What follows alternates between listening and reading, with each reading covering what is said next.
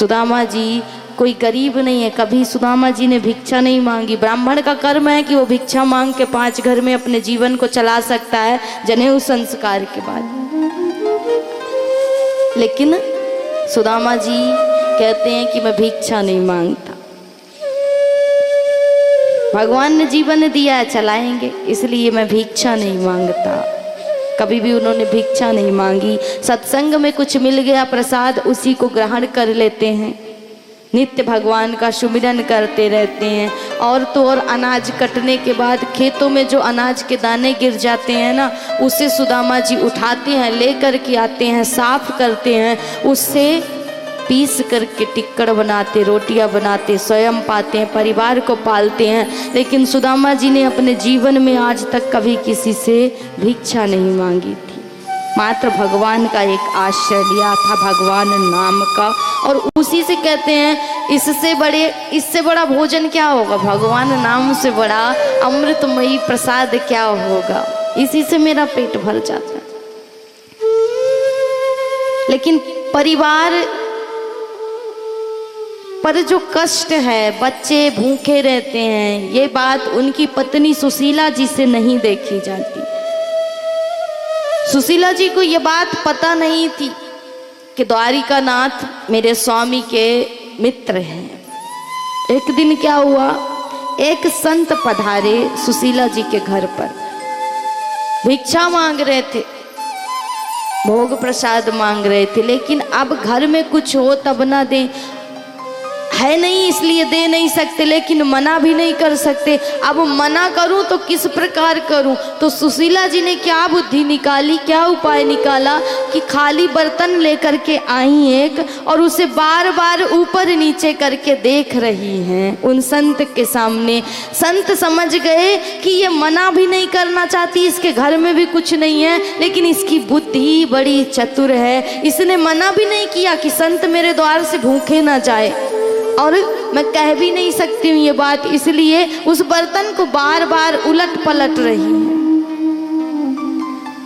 उन संत ने देखा और कहा कि देवी धन्य हो तुम, और धन्य है तुम्हारी बुद्धि की चतुराई, और धन्य है ये त्याग, और संत के प्रति ये तुम्हारा जो भाव है।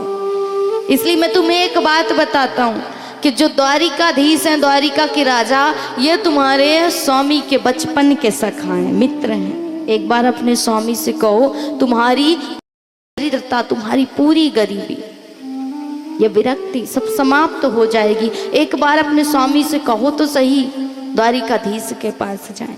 आज सुशीला जी ने जब ये बात सुनी तो सायंकालीन अपने स्वामी के पास बैठ करके कहा कि स्वामी आपके बचपन के सखा हैं द्वारिकाधीश। सुदामा जी बड़े प्रसन्न हुए, कहते हैं देवी कितनी पुरानी बात याद दिला दी। ऐसा कौन जीव होगा जो द्वारिकाधीश को भूल जाए, तुमने कितनी पुरानी बात याद दिला दी। कहती है स्वामी आपके सखा हैं द्वारिकाधीश, लेकिन कभी आपकी उनसे मिलने की इच्छा नहीं होती। जिसका सखा हो द्वारिकाधीश, उसकी मिलने की इच्छा कैसे नहीं होगी।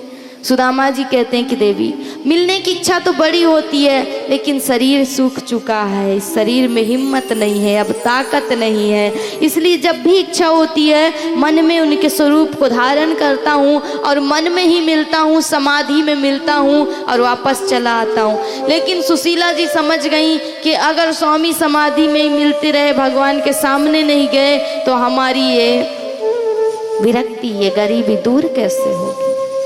भगवान जब तक देखे नहीं तब तक कैसे जाने कि सुदामा पर बीत क्या रही है। लेकिन प्रभु तो अंतर्यामी है, पर सुशीला जी सोचती हैं कि प्रभु जानते नहीं हैं। सुशीला जी कहती हैं कि स्वामी यदि पति मन से कोई पूजा करता है, मन से कोई सत्कर्म करता है, तो उसमें पत्नी का कोई अधिकार नहीं है। और यदि सशरीर कोई सत्कर्म करता है तो उसमें पत्नी को भी आधा फल मिलता है। इसलिए मैं तो जा नहीं सकती, और मैंने कभी द्वारिकानाथ को देखा नहीं। आप जाइए, आप जाएंगे तो उसका पुण्य मुझे भी प्राप्त होगा। सुदामा जी कहते हैं कि कैसे जाऊं देवी, मित्र के घर, गुरु के घर कभी खाली हाथ नहीं जानते, और तुम्हें तो पता है हमारे पास स्वयं के पाने के लिए कुछ नहीं। फिर मैं अपने सखा के लिए क्या लेकर के जाऊंगा। सुशीला जी कहती हैं आप स्नान करके आए, व्यवस्था मैं करती हूँ। अब सुशीला जी जानती हैं कि जब मेरे स्वामी द्वारिकानाथ के पास जाएंगे और द्वारिकाधीश पूछेंगी कि कहो सुदामा कैसे हो, तो ये यही कहेंगे कि मुझ समान संसार में कोई सुखी नहीं है। तो भगवान को ये बात पता कैसे चले, इसलिए सुशीला जी ने चतुराई की बुद्धि लगाई।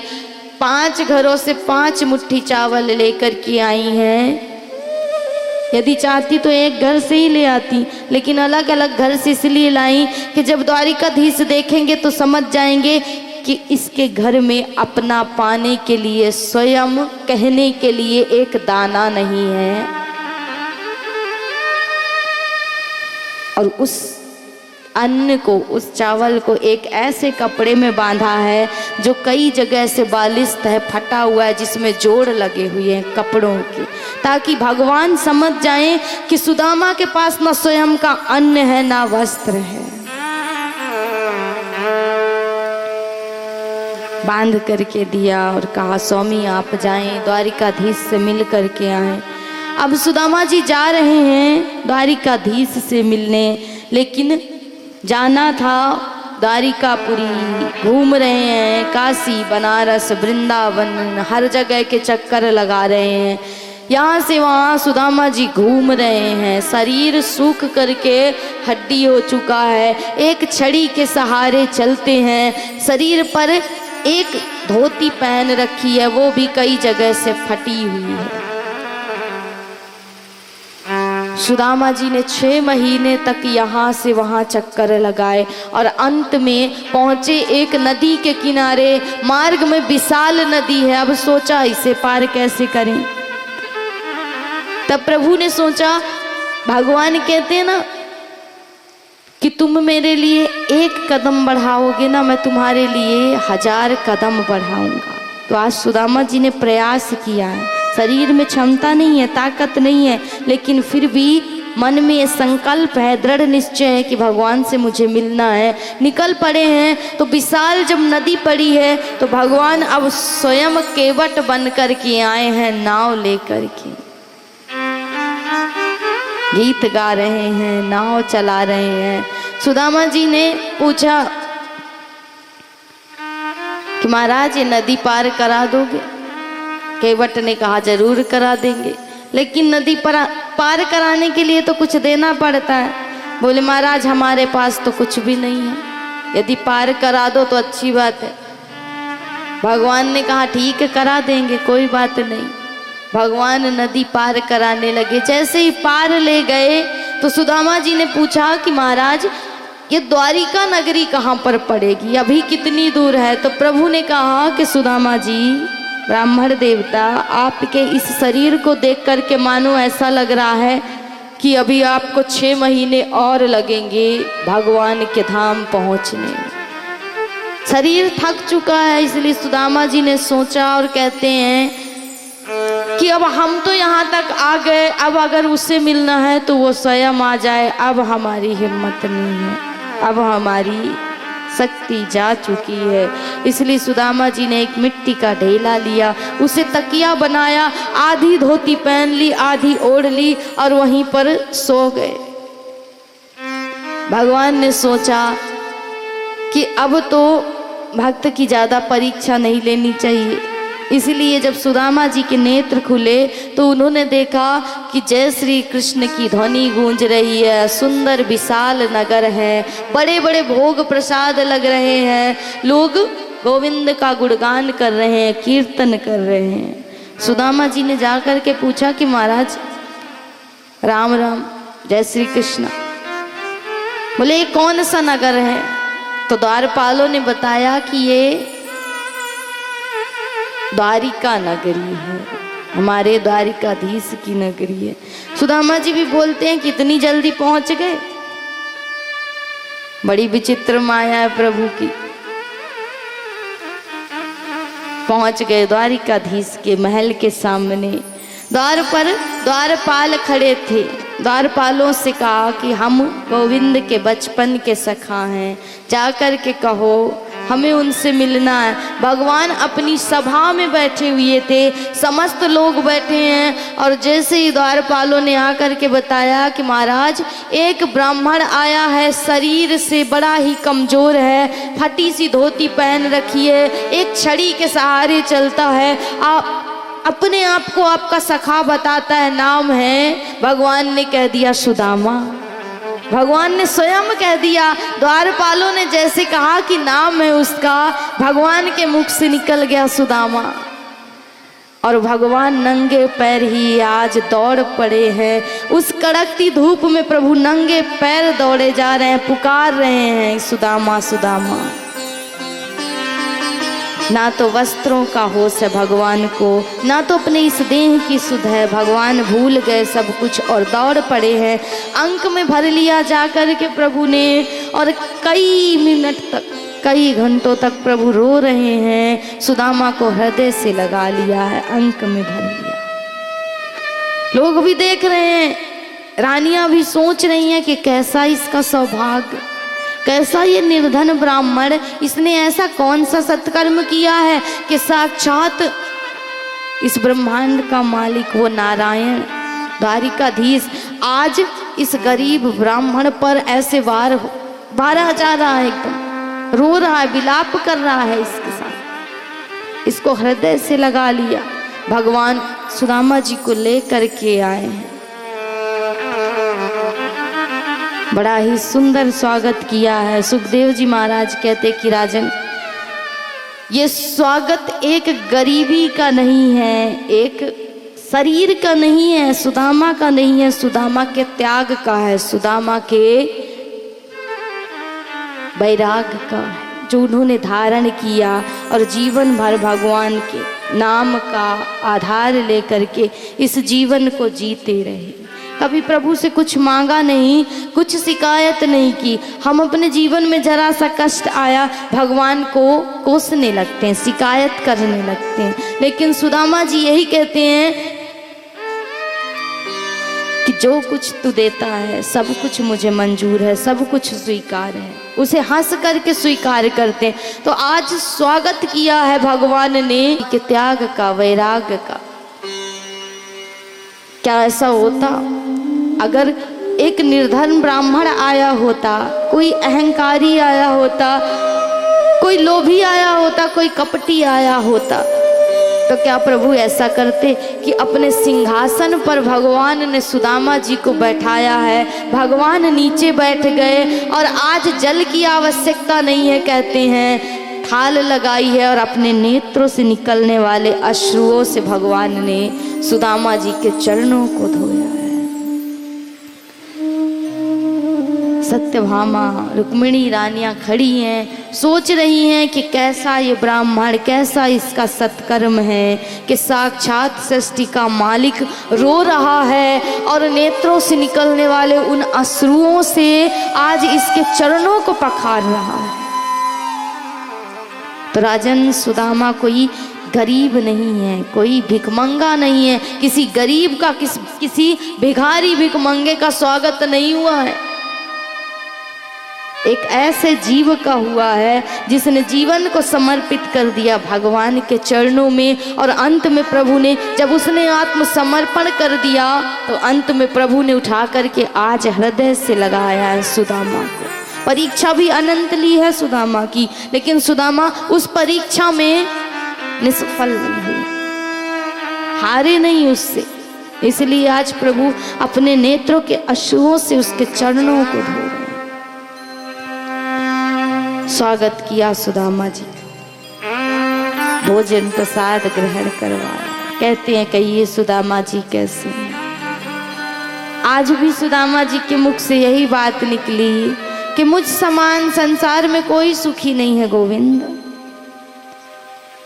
क्योंकि मेरे पास तो सबसे बड़ा धन है, तुम्हारे नाम का धन, नाम रूपी धन है मेरे पास।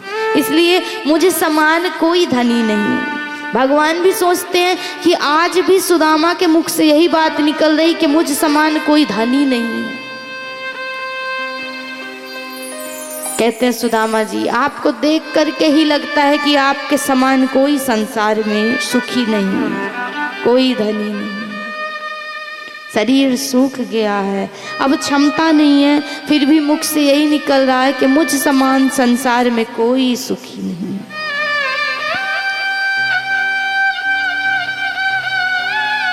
सभी परिवारजनों ने आकर के सुदामा जी को प्रणाम किया।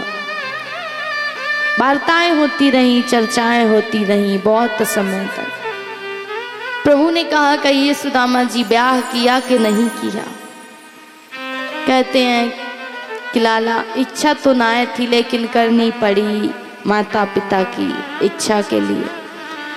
भगवान कहते तो भाभी जी घर पे तो हमारे लिए कुछ भेजा भी होगा, लेकिन अब सुदामा जी सोचते हैं कि जो माखन खाए, जो मिश्री खाए, जो मखमल के सैया में सोने वाला है, जिसे कभी दुख का, कष्ट का एक धूप भी ना लगी हो, और उसे आज मैं ये चावल, कच्चे चावल कैसे दे दूं। संकोच में सुदामा जी उसे छिपा रहे हैं, लेकिन प्रभु तो सब जानते हैं, भगवान तो सब जानते हैं। कहते हैं कि हम यहाँ एक नियम है संसार में कि आप सीसीटीवी कैमरे की निगरानी में लिख दे तो लोग फिर वहाँ पर कुछ ऐसा कार्य नहीं करेंगे कि हम यहाँ पर निगरानी में हैं।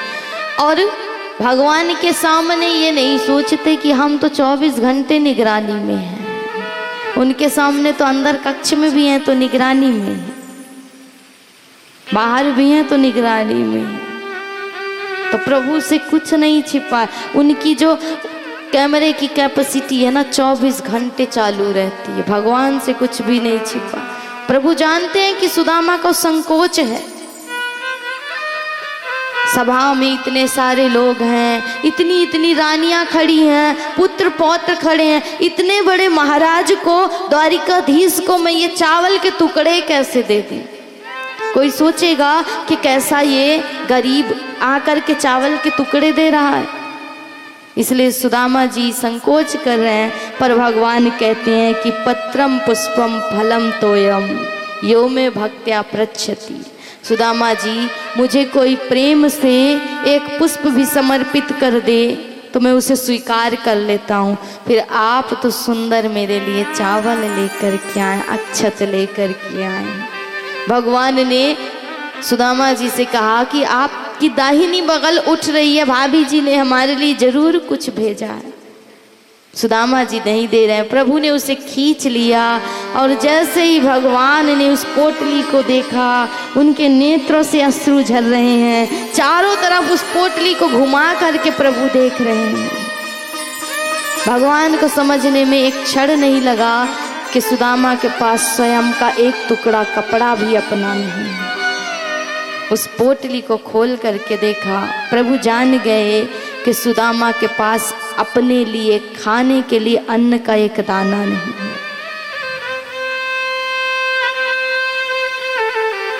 भगवान ने एक मुट्ठी चावल अपने मुख में डाली और कहा, स्वर्ग लोक की संपत्ति का सुख आज से मैं सुदामा को प्रदान करता हूँ। दूसरी मुट्ठी जैसे ही मुख में डाली और संकल्प कर लिया कि सारी पृथ्वी के एक छत्र सम्राट को जो सुख मिलता है वो आज से मैं सुदामा जी को प्रदान करता हूँ। लेकिन ये बात अभी किसी को पता नहीं। तीसरी मुट्ठी जैसे ही मुख में डालने लगे, रुक्मणी जी ने रोक दिया कि प्रभु बस करिए। पहली बात तो कच्चे हैं, आपके पेट में दर्द होगा। दूसरी बात, जब सब कुछ दे डाला तो अब बचा ही क्या है प्रभु, क्योंकि रुक्मणी तो लक्ष्मी है, उन्हें तो पता ही है कि जब सब कुछ दे डाला तो अब बचा ही क्या है, अब क्या दोगे। आप तो स्वयं समर्पित हो सुदामा पर, जितनी संपत्ति थी सब कुछ सुदामा को दे डाला, अब बचा क्या है स्वामी। तो कहा रुक जाइए। सुदामा कहते हैं कि जे लाला माने ही ना, मैं तो बार बार समझा रहा हूँ कच्चे हैं, पेट दुखेंगे, क्यों खाता है। लेकिन भगवान कहते हैं कि मैं प्रेम के, भक्त के अपने वश में हूँ। प्रभु ने सुदामा को सब कुछ दे डाला, लेकिन सुदामा को भी ये बात पता नहीं है कि भगवान ने मुझे क्या क्या दे दिया है। जिस परिस्थिति में सुदामा आए थे, आज वापस उसी परिस्थिति में जाने का आग्रह किया कि अब मुझे आदेश दो गोविंद, अब मुझे जाने दो, मुझे वापस जाना। कहते हैं सुदामा जी को जितने दिन आने में लगे उतने ही दिन जाने में भी लगे थे। और जैसे ही अपनी उस कुटिया के पास सुदामा जी पहुँचे तो आज देख रहे हैं कि उनकी कुटिया उस स्थान पर नहीं है, महल खड़ा है। लोग सुदामा जी के नाम के जयकारे लगा रहे हैं, द्वारपाल खड़े हुए हैं, ऐसे ऐसे सैनिक तैनात है, भोग प्रसाद उस नगर में भी लग रहे हैं बड़े बड़े। द्वारपालों से जाकर के सुदामा जी ने पूछा कि ये नगर कौन सा है? बोले ये सुदामा नगरी है। सुदामा जी ने कहा सुदामा नगरी है, होगी कोई नगरी, हमें क्या करना है। अब सुदामा जी ने सोचा कि राजा का नाम पूछ ले इस नगर के। बोले राजा का नाम क्या है? बोले हमारे राजा का नाम भी सुदामा है। बोले महाराज होगा कोई सुदामा, अब एक नाम के तो कई होते हैं। तो कहते हैं कि तुम्हारे राजा कहाँ हैं, अभी अपने राजा से तो मिलवा दो। तो द्वारपालों ने कहा कि अभी हमारे राजा द्वारिकापुरी गए हुए हैं। अब सुदामा जी की तो बुद्धि अपने स्थान से बिल्कुल विपरीत चली गई। सोचते हैं कि सुदामा मेरा नाम है, इस स्थान पर कुटिया मेरी थी और द्वारिका नगरी भी मैं ही गया था, पर मेरे पास तो कोई महल नहीं, मेरी तो एक झोपड़ी थी, एक कुटिया थी, लेकिन मेरे बीवी बच्चे कहाँ गए। अब सुदामा जी जाने के लिए तैयार हुए कि होगा कोई, हमें क्या करना है। लेकिन जैसे सुदामा जी जाने लगे तो पीछे से उनकी धर्म पत्नी दौड़ी हुई आई, अरे स्वामी रुक जाइए, स्वामी रुक जाइए। एक बार तो सुदामा जी पहचाने ही नहीं, क्योंकि जब गए थे तब सुशीला बिल्कुल सूखी हुई लकड़ी की भांति थी, शरीर जीर्ण हो चुका था, अन्न के एक दाने नहीं मिलते थे, सुंदरता पूरी जा चुकी थी, कोई श्रृंगार नहीं था। लेकिन जब लौट करके आए हैं तो देखा कि सुंदर नारी, सुंदर श्रृंगार है सुशीला का, दास दासियों से घिरी हुई हैं, दौड़ी हुई आई और बताया कि आप ही मेरे नाथ हैं, आप ही इस नगरी के मालिक हैं, स्वामी।